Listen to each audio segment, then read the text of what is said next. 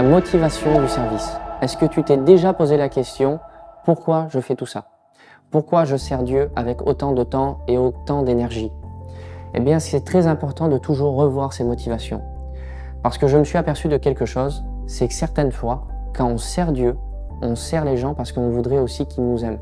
On voudrait le regard des gens sur nos vies. Et des fois, nos motivations, c'est simplement d'être une personne idéale au milieu de notre communauté. Alors que Dieu veut qu'on serve les gens par amour. Et certaines fois, on sert les autres pour être aimé. Et qu'est-ce qui crée cette distance entre ce que Dieu veut et ce que l'homme veut? Eh bien justement, c'est l'équilibre de savoir, as-tu vraiment compris que tu es aimé de Dieu? Parce qu'il y a un manque dans l'homme, il y a une frustration intérieure qui ne peut être comblée que par de l'amour.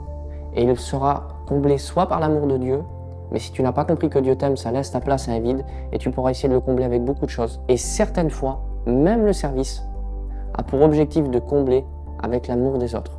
On cherche leur regard, on cherche leur approbation et on se sent bien quand on est aimé de tout le monde.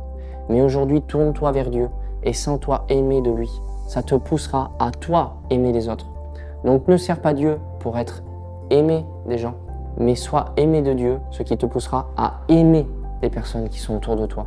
Tu peux faire cette prière et dire « Seigneur, j'ai besoin que tu me remplisses de ton amour, parce que j'ai réalisé qu'il y avait un vide intérieur et que je voulais combler avec le regard des gens.